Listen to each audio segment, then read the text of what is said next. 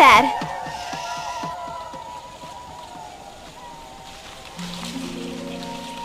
Péter!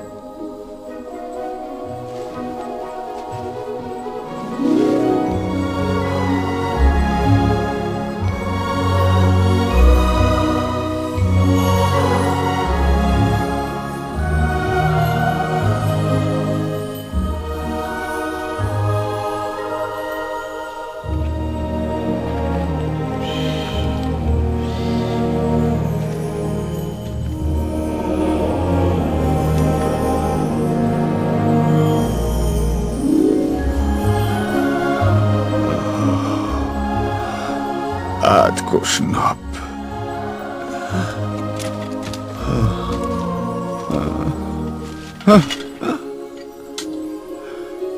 Pán talált magának egy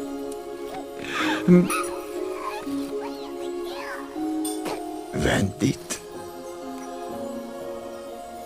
és Hookot magára hagyta. Téged is. Tényleg?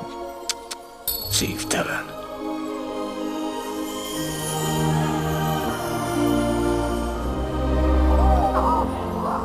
Ezt meg kellene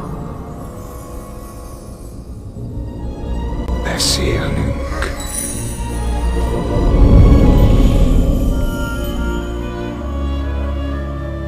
Vendi?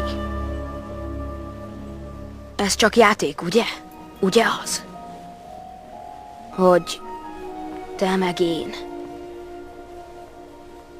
Ó, igen. Vendi? Tudod, öreges lenne igazi apának lenni. Péter, mik az igazi érzéseid? Mieim? Mi van benned? Boldog vagy? Bánatos? Féltékeny? Féltékeny? Az csing. Harag? Harag. Hook. Szeretet? Szeretet. Szeretet. Azt se tudom, mi az.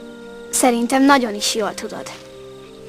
Igen, biztos, hogy szerettél már valamit, vagy talán valakit. Soha. Még a gondolattól is írtózom. Péter.